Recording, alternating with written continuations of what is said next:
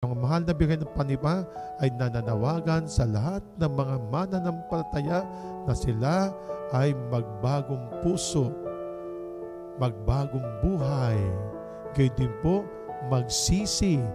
sa kanilang mga kasalanan at higit sa lahat, ito po ang tagubilin ng mahal na bigay ng Fatima, ang tayong lahat ay magdarasal lagi ng Santo Rosario. Ang ating mahal na ina, ang Fatima, ano po, ang ating inaalayan ngayon, ang ating patrona, ang Beryl Patrician, titulo po yan, ano po, titulo, pero isa lamang po yan, ang mahal na ina.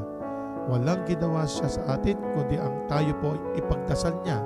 ipanalangin niya, hindi po lamang po balaan, ano po, kundi pinapaalalahanan tayo ng ating mahal na ina, na kung saan sikapin natin na tayo ay mapalapit lagi, ano po, sa pamamagitan ng mahal na ina sa ating Panginoong Jesucristo, upang sa gayon, balang araw, tayo po'y makakamit o makarating sa langit na buhay sa piling ng ating Amang nasa langit.